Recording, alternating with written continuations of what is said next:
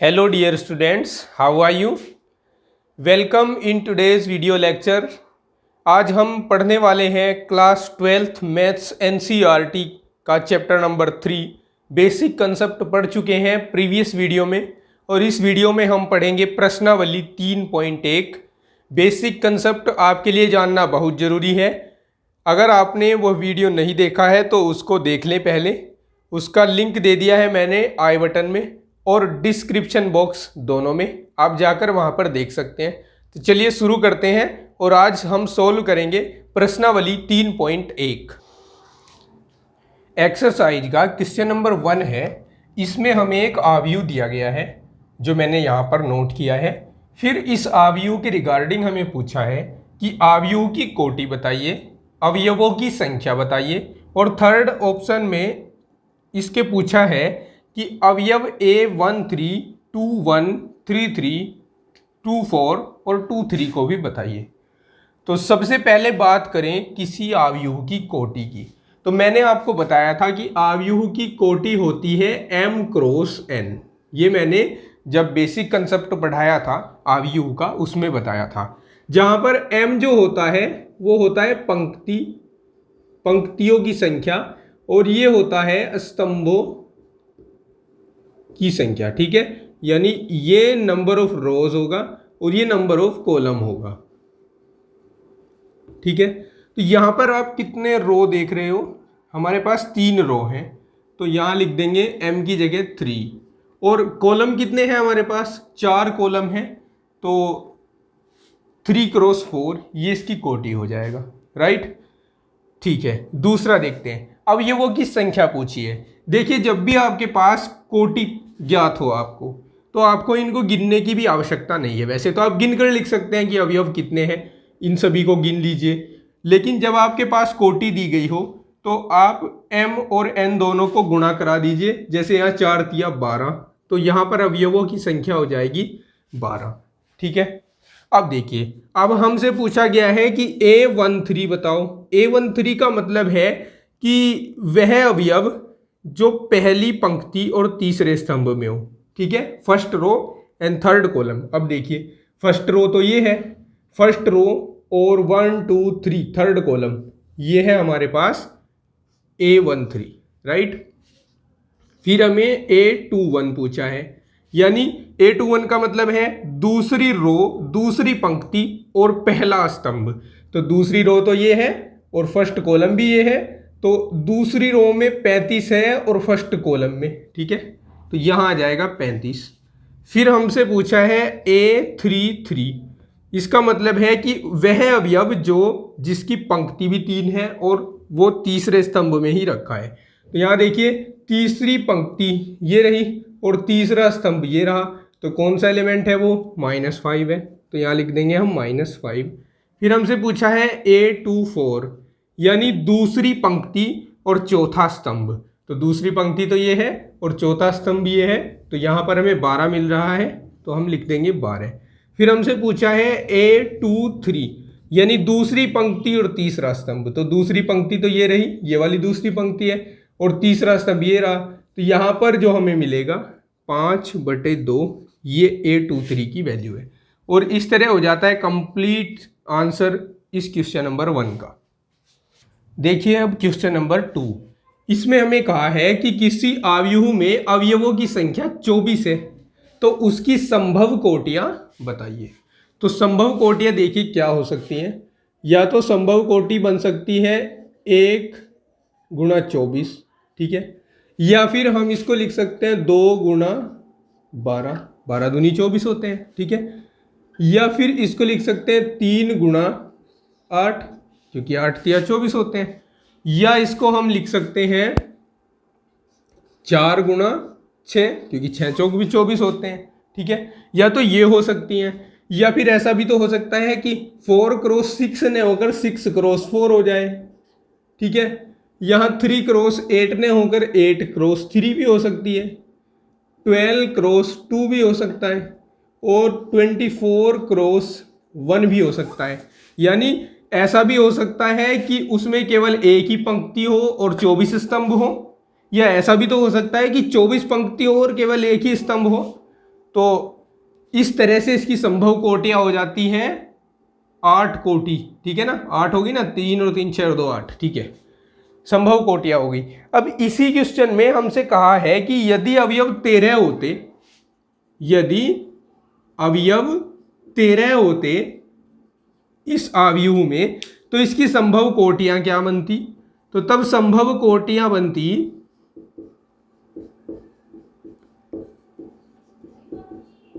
1 गुणा 13 और 13 गुणा 1, ये 2 संभव कोटियां होती, क्योंकि 13 हमारे पास अभाज्य संख्या है और किसी के टेबल में और किसी के पहाड़े में इसको नहीं गिना जाता, इसलिए इसको या तो ये 1 से विभाजित होती है या स्वयं से विभाजित होती है, तो संभव कोटियां 2 हो जाएगी। समझ आ गया? चलिए देखिए क्वेश्चन नंबर 3। क्वेश्चन नंबर 3 भी इसी के जैसा है।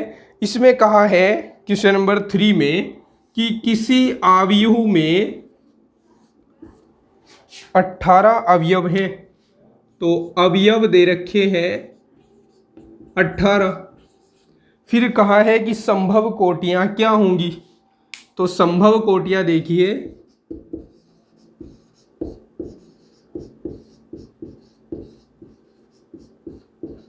संभव कोटियों को हम लिख सकते हैं या तो 1 क्रॉस 18, या हम लिख सकते हैं 2 क्रॉस 9, या 3 क्रॉस 6। 4 के टेबल में तो नहीं आता 18, नहीं आता है ना, ठीक है। तो या हम इसको इस तरह लिख सकते हैं 6 गुणा 3, या 9 गुणा 2, या 18 गुणा 1। तो इस तरह से इसकी 6 संभव कोटियां हो जाएंगी। अब इसी क्वेश्चन में हमसे पूछा है कि यदि अवयव 5 हो तो क्या होगा। अवयव अगर 5 हो तो संभव कोटियां कितनी होंगी, देखिए फिर संभव कोटियां ये हो जाएंगी 1 गुणा 5 और 5 गुणा 1, ये इसकी संभव कोटियां हो जाएंगी, राइट। अब देखिए क्वेश्चन नंबर 4। इसमें हमसे कहा है कि 2 क्रॉस 2 आव्यूह A इक्वल्स टू आई जे की रचना कीजिए, जबकि इसके 3 पार्ट्स दिए गए हैं। फर्स्ट पार्ट में हमें दिया है आई जे इक्वल्स टू आई प्लस जे का होल स्क्वायर बाई 2, ठीक है। तो सबसे पहले मैं आपको बता दूं, यहाँ पर 2 क्रॉस 2 कोटि का एक आव्यूह हमें बनाना है, जिसके लिए A इक्वल्स टू आई जे दिया गया है। तो अभीष्ट आव्यूह कैसे निकलेगा, इसके लिए पहले हमें देखिए, पहले मैं यहां लिख दूं कि अभीष्ट आव्यूह का जो रूप है वो कैसा होगा, वो ऐसा होगा A11 A12 A21 A22, ठीक है। तो इसके लिए हमें ये चारों एलिमेंट फाइंड करने हैं। अब देखिए A11 का मतलब, 1 का मतलब है I की वैल्यू भी 1 रखनी है और J की वैल्यू भी 1 रखनी है, ठीक है। तो यहाँ हम रखेंगे 1 + 1 का होल स्क्वायर बाई 2, ये 1 + 1 2 हो जाएंगे, 2 का स्क्वायर 4, 4/2, और ये 2 मिल जाएगा हमें। फिर A12 निकालेंगे। A12 के लिए हम यहाँ I की वैल्यू 1 रखेंगे और J की वैल्यू 2 रखेंगे बाई 2, और इसका कर देंगे होल स्क्वायर, ठीक है। तो 2 और 1 3, 3 का स्क्वायर 9, 9/2 हो जाएगा। फिर हम निकालेंगे A21, A21 होगा 2 + 1, यानी I की वैल्यू 2 और J की वैल्यू 1, 2 + 1/2, इसका तो होल स्क्वायर है ना, तो ये 3 9/2 हो जाएगा ये भी, ठीक है। A22 निकालेंगे, इसका मतलब 2 का मतलब कि I की वैल्यू भी 2 है और J की वैल्यू भी 2 है, इसका होल स्क्वायर करेंगे बाई 2, 2 और 2 4, 4 का स्क्वायर होता है 16, 16/2 बराबर आ जाएगा 8। अब हम अभीष्ट आव्यूह लिखेंगे। अभीष्ट आव्यूह ये हो जाएगा A equals to A11 A12 A21 A22, that means ये हो जाएगा A हमारे पास A11 देखिए 2 आया था हमारे पास, ये 9/2 आया था, फिर A21 9/2 आया था और A22 8 आया है, ये हो जाएगा इसका आंसर। ठीक है, देखते हैं अब इसका सेकंड पार्ट। सेकंड पार्ट में भी हमें इसी तरह का एक आव्यूह फाइंड करना है। सबसे पहले हम निकालेंगे a11, ये हो जाएगा 1/1 इक्वल्स टू 1। फिर निकालेंगे a12, ये हो जाएगा 1/2। फिर निकालेंगे a21, ये हो जाएगा 2/1 जो कि 2 के इक्वल ही होगा। फिर a22, ये हो जाएगा 2/2 जो कि 1 के इक्वल होगा। अब हम अभीष्ट आव्यूह a को निकालेंगे।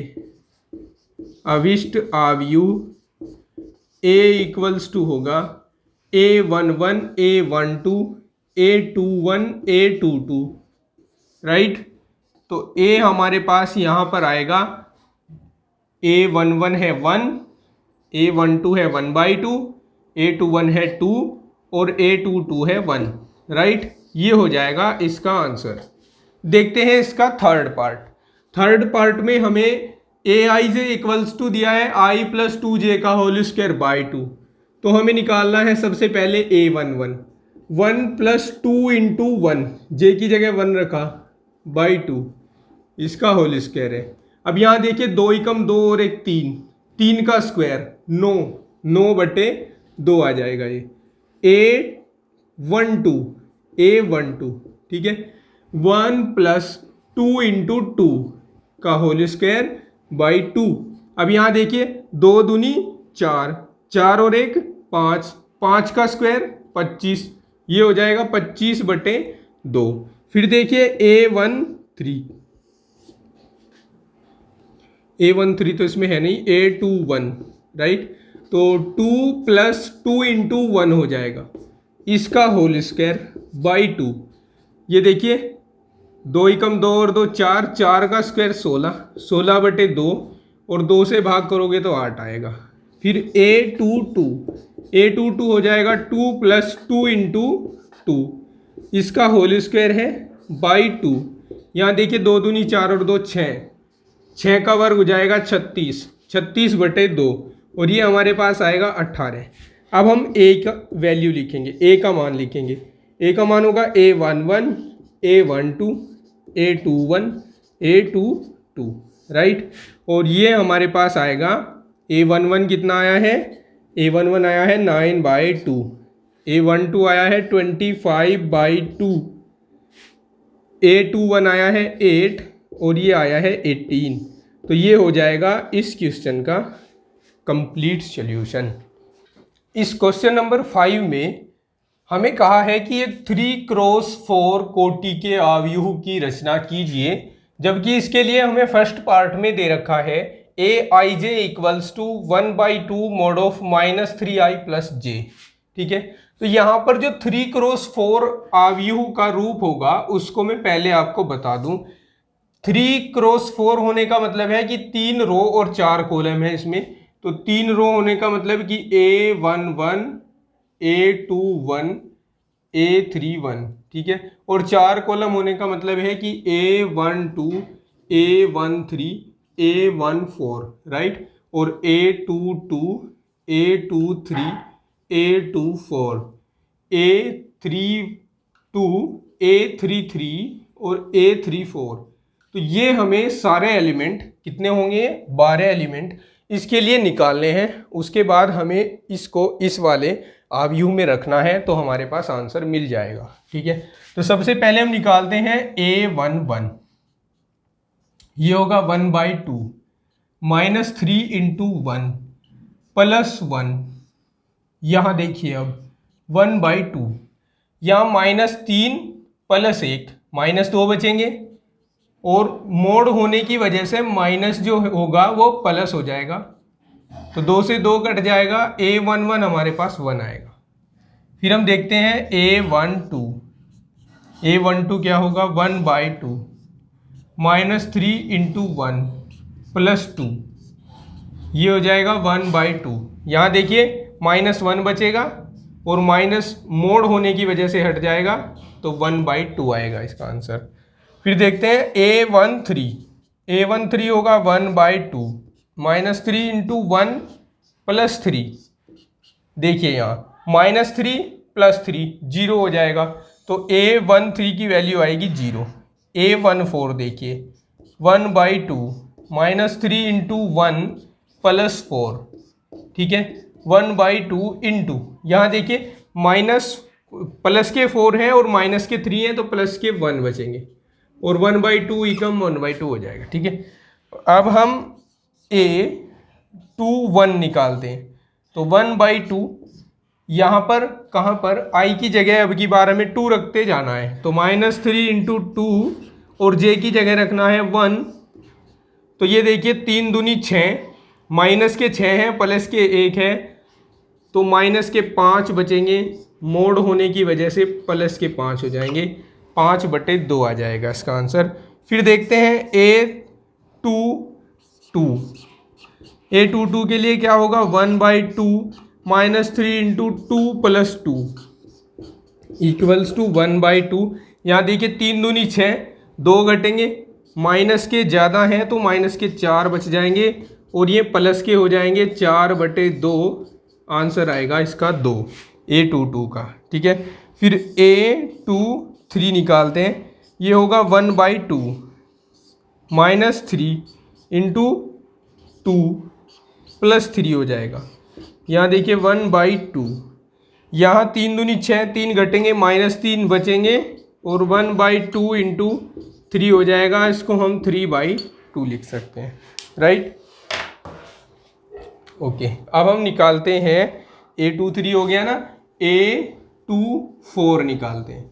A24 क्या होगा, 1/2 -3 इंटू 2 + 4, ये हो जाएगा 1/2। अब यहाँ 3 दूनी 6, 4 घटेंगे तो माइनस के 2 बचेंगे और मोड होने की वजह से प्लस हो जाएंगे। आंसर आएगा A24 का 1, ठीक है। अब 3/1 हमें निकालना है, राइट, 3/1। तो इसके लिए 1/2 -3 इंटू 3 +1, 3 तिया 9, माइनस के 9 है प्लस का 1, तो 1/2 इंटू मोड ऑफ -8 बचेंगे और ये इसकी वैल्यू आ जाएगी 8/2 यानी 4 आ जाएगी।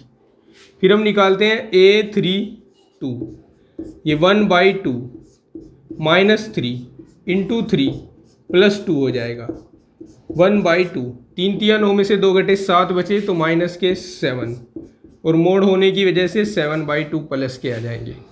A33 निकालते हैं। ये 1/2 -3 इंटू 3 +3, 3 तिया 9, 3 घटाइए 6 बचेंगे, 1/2 -6 बचेंगे, ठीक है। और ये 1/2 इंटू 6 हो जाएगा जो कि 3 आ जाएगा हमारे पास। A34 निकालते हैं। A34 होगा 1/2 -3 इंटू 3 + 4, यहाँ देखिए 3 तिया 9, 4 घटे माइनस के 5 बचेंगे, तो 1/2 इंटू -5 और मोड के साथ, ठीक है। तो ये 5/2 हो जाएगा। अब सारे एलिमेंट हम इनकी वैल्यू निकाल चुके, अब हमें रखना है इस वाले मैट्रिक्स में। तो यहाँ हम लिखेंगे नाउ A = होगा, ठीक है। एक बार वैसे इसको लिखना है लेकिन मैंने यहाँ आपको लिखकर बता दिया है, तो मैं डायरेक्टली अब यहाँ पर वैल्यू रख रहा हूँ। A11 की वैल्यू है 1, ठीक है। 12 की वैल्यू है 1/2, 13 की वैल्यू है 0, 14 की वैल्यू है 1/2, 21 की वैल्यू है 5/2, 22 की वैल्यू है 2,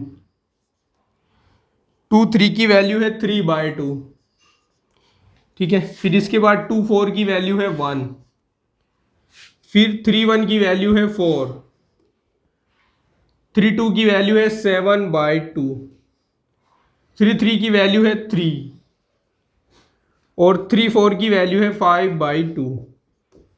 तो ये हो जाएगा इसका आंसर। ओके, चलिए देखते हैं अब इसका सेकंड पार्ट।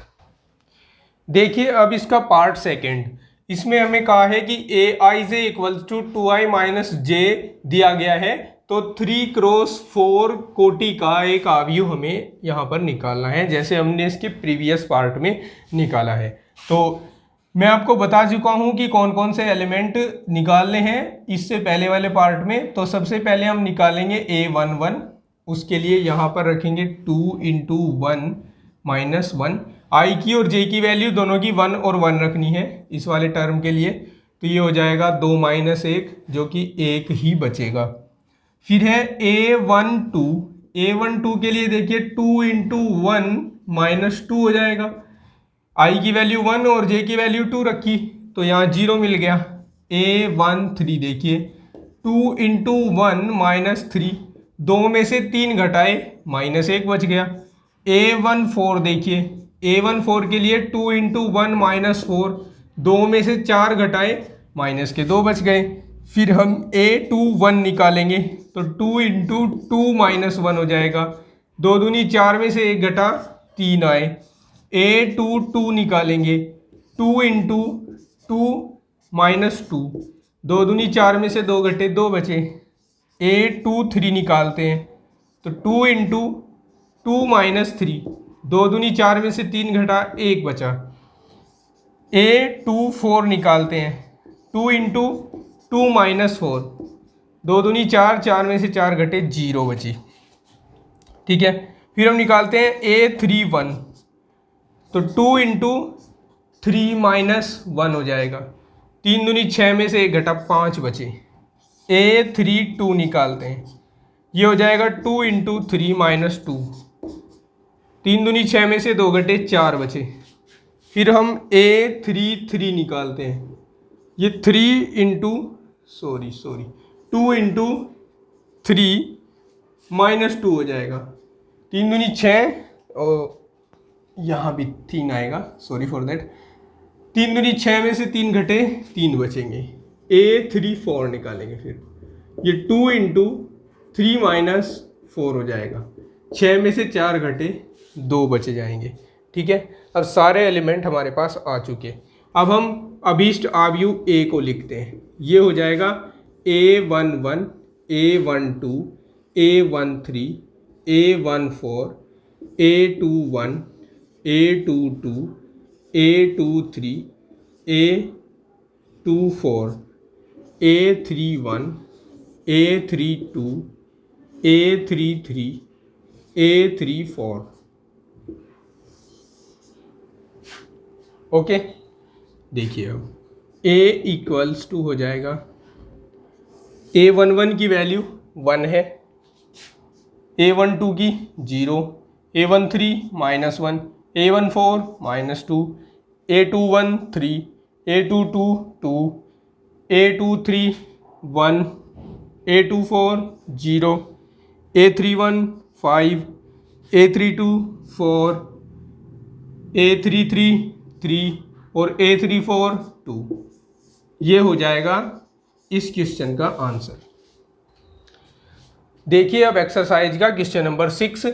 इसमें हमें कहा है x, y तथा z के मान ज्ञात कीजिए, जबकि हमें 2 इक्वल मैट्रिक्स दिए हुए हैं, समान अवयव दिए हुए हैं। तो यहाँ पर देखिए मैंने समान अवयव के लिए आपको बताया था कि अगर 2 अवयव समान हैं तो उनके लिए Aij = Bij होगा, यानी इस अवयव की पहली पंक्ति और पहले स्तंभ का अवयव इस अवयव की पहली पंक्ति और पहले स्तंभ के बराबर, दूसरी पंक्ति दूसरे स्तंभ का अवयव दूसरी पंक्ति दूसरे स्तंभ के बराबर, इस तरह से होगा।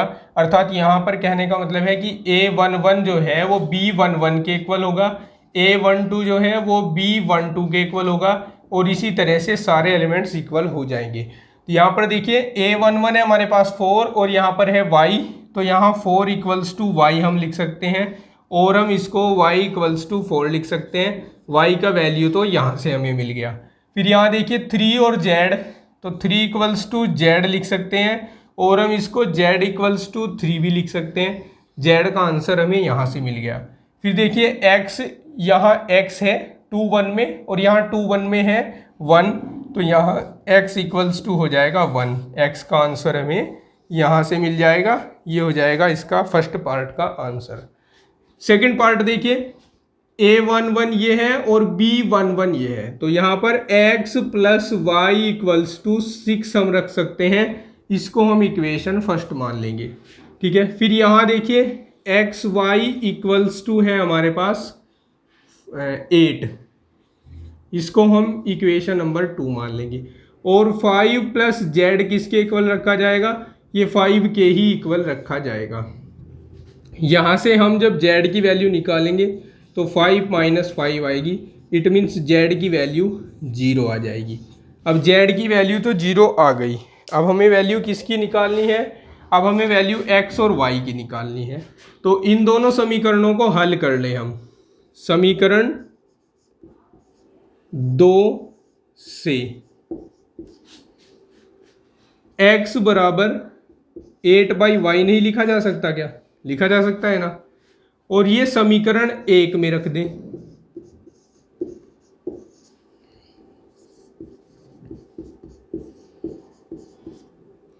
तो ये हो जाएगा 8/y plus y equals to 6। और हम इसको द्विघात समीकरण बना सकते हैं, y स्क्वायर यहाँ आ जाएगा प्लस 8 इक्वल्स टू 6y और y square minus 6y plus 8 equals to 0। अब ये द्विघात समीकरण जो है हमारे पास, इसको हम हल करके y की वैल्यू निकालेंगे। दो वैल्यू हमारे पास आएंगी, तो इसके लिए मैं यहाँ पर जो गुणनखंड विधि आपने पढ़ी थी कक्षा 6 में उसका यूज कर रहा हूँ।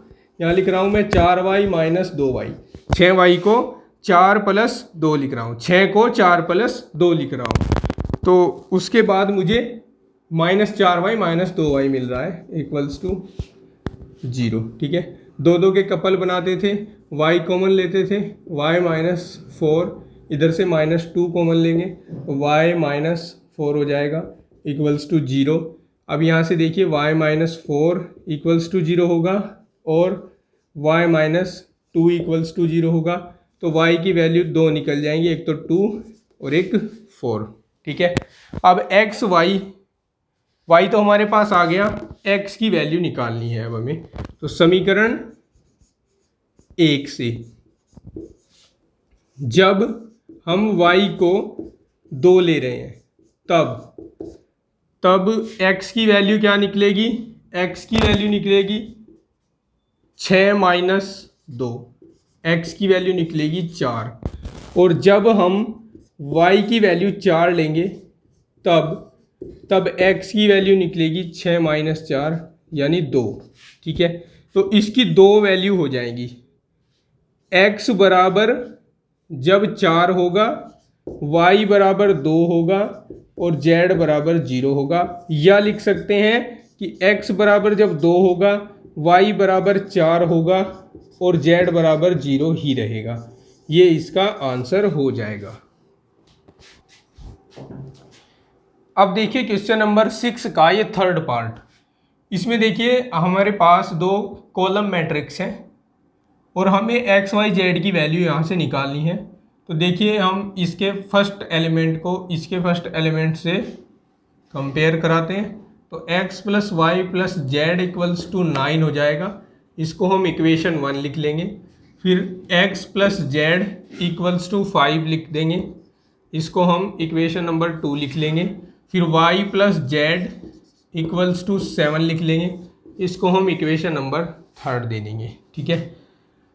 अब देखिए, अब हम यहाँ पर इक्वेशन फर्स्ट में y प्लस जेड की वैल्यू 7 पुट कर सकते हैं समीकरण 3 से। तो यहाँ लिखेंगे समीकरण 3 से मान समीकरण 1 में रखने पर, ठीक है।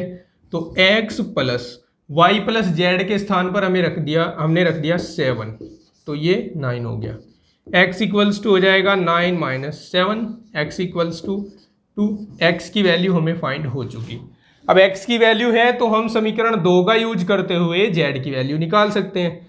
तो हम लिखेंगे समीकरण 2 से x plus Z equals to 5, x की वैल्यू यहाँ से रख दीजिए 2 प्लस जेड इक्वल्स टू 5 और z इक्वल्स टू आ जाएगा 5 माइनस 2, z की वैल्यू आएगी 3। ठीक है, जेड की वैल्यू भी हमें मिल चुकी। अब हमें फाइंड करनी है किसकी वैल्यू, वाई की वैल्यू। तो एक्स और जेड दोनों की वैल्यू समीकरण 1 में रख दीजिए। समीकरण 1 से, समीकरण 1 में एक्स की वैल्यू रखी 2, Y as it is, Z की वैल्यू रखी 3 इक्वल्स टू 9। ये हो जाएगा 3 और 2 5, और 9 में से घटेंगे राइट हैंड साइड में जाकर, तो y इक्वल्स टू आ जाएगा 4। तो इस तरह से हमारे पास x, y और z की वैल्यू हमें मिल जाएंगी। अब देखिए ये क्वेश्चन नंबर 7, इसमें हमें दो इक्वल मैट्रिसेस दिए हुए हैं और कहा है कि a, b, c और d की वैल्यू निकालिए।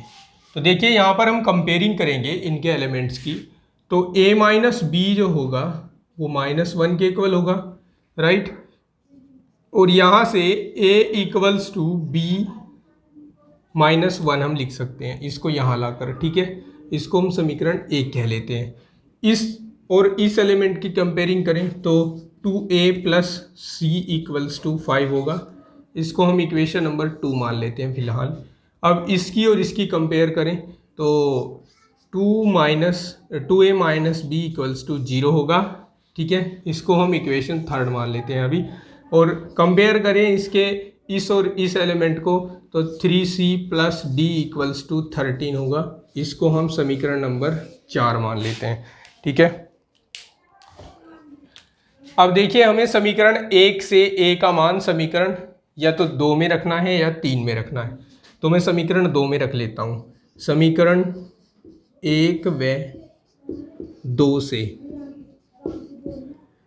2 into B minus 1 plus C equals to 5 हो जाएगा। 2b minus 2 plus C equals to 5 हो जाएगा। क्या मैंने गलत किया ना? हाँ मैंने गलत कर दिया। यहाँ पर क्या करेंगे, इसको हम 3 में रखेंगे, ठीक है, क्योंकि यहाँ b है और यहाँ भी b है हमारे पास। b में एक इक्वेशन बन जाएगी।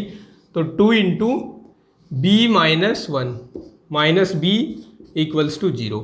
तो ये हो जाएगा 2b minus 2 minus B equals to 0। ये 2b में से एक b माइनस हुआ तो b माइनस 2 बच जाएगा equals to 0। b equals to आएगा 2। b की वैल्यू 2 आ गई। अब b की वैल्यू हम रख देंगे इक्वेशन नंबर 1 में, तो a की वैल्यू आ जाएगी। समीकरण 1 से a इक्वल्स टू हो जाएगा 2 माइनस 1, a इक्वल्स टू हो जाएगा 1। ये a की वैल्यू आ गई। अब ये a और b की वैल्यू से हमें c और d की वैल्यू निकालनी है। सबसे पहले बात करें c की वैल्यू, तो समीकरण 2 से 2 में हम a की वैल्यू को पुट कर देंगे, ठीक है। तो c की वैल्यू निकल जाएगी 2 into 1 plus C equals to 5 और c इक्वल्स टू हो जाएगा 5 माइनस 2, c इक्वल्स टू 3 बच जाएगा, राइट, ठीक है। अब ये हम c की वैल्यू रखेंगे इक्वेशन नंबर 4 में, तो d की वैल्यू आ जाएगी। समीकरण 4 से 3 into 3 plus D equals to 13 और यहाँ से d इक्वल्स टू होगा 13 माइनस 9, d इक्वल्स टू 4। तो a b c d की चारों की वैल्यू हमारे पास आ जाएगी, ठीक है। देखिए अब क्वेश्चन नंबर 8, इसमें हमें कहा गया है कि a equals to A I J M cross N एक वर्ग आव्यूह है यदि। 4 ऑप्शन दिए गए हैं। अब चारों में से सही कौन होगा देखिए। मैंने आपको जब बेसिक कंसेप्ट पढ़ाए थे तब बताया था कि वर्ग आव्यूह के लिए दूसरी डेफिनेशन, तो दूसरी डेफिनेशन के अकॉर्डिंग जब m क्रॉस n का एक आव्यूह हमारे पास हो तो वो वर्ग आव्यूह तब होता है जब m इक्वल्स टू n हो जाए, यानी number of row equals to number of column हो जाए, राइट। तो इसके लिए जो ऑप्शन होगा वो ऑप्शन नंबर सी सही होगा। Option number C is correct. इसके बाद है क्वेश्चन नंबर 9। इसमें हमें 2 मैट्रिसेस दिए गए हैं। इन मैट्रिसेस के लिए हमें बोला है कि 4 ऑप्शंस में से कौन सा ऑप्शन सही रहेगा, ठीक है। हमें यहाँ पर x की वैल्यू फर्स्ट ऑप्शन में दिया गया है कि x की वैल्यू और y की वैल्यू।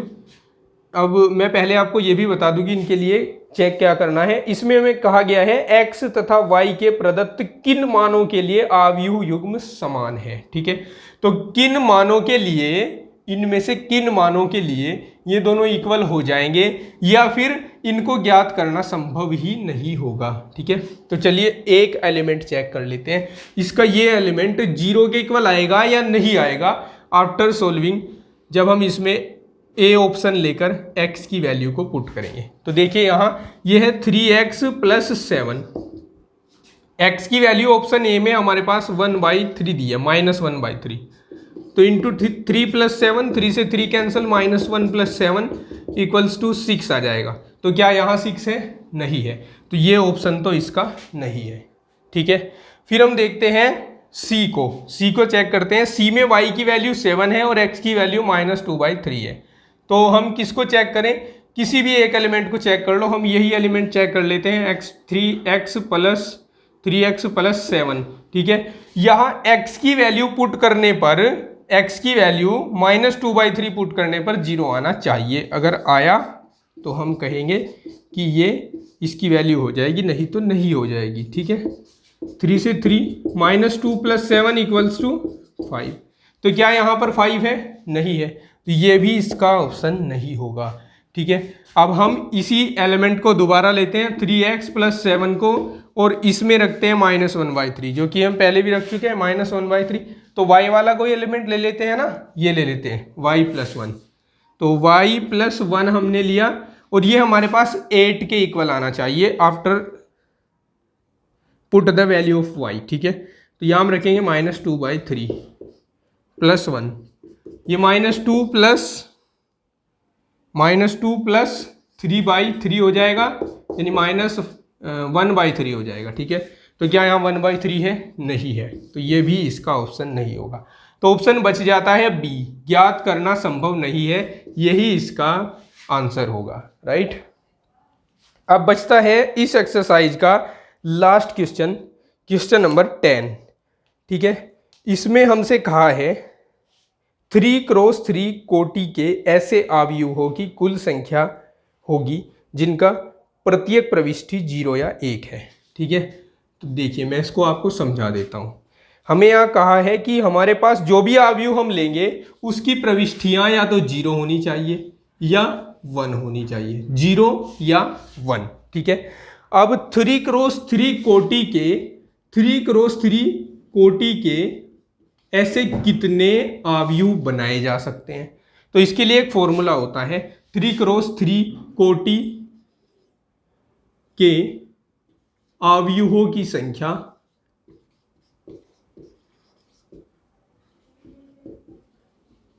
जब प्रविष्टि 0 और 1 हो तब, ये होती है 2m×n। राइट, और यहाँ 3x3 है तो 3x3 हो जाएगा, 2⁹ हो जाएगा, और ये होता है 512, यानी 512। तो ऑप्शन नंबर डी सही होगा इसके लिए। इसी क्वेश्चन के साथ एक्सरसाइज हो जाती है कंप्लीट। इससे पहले वाले वीडियो में हमने पढ़े हैं बेसिक कंसेप्ट, फिर से बता देता हूं आपको, लिंक दिया गया है डिस्क्रिप्शन में, आप जाकर वहां पर देख सकते हैं। जल्द मिलते हैं एक्सरसाइज 3.2 को सोल्व करने के लिए, तब तक के लिए take care and bye bye.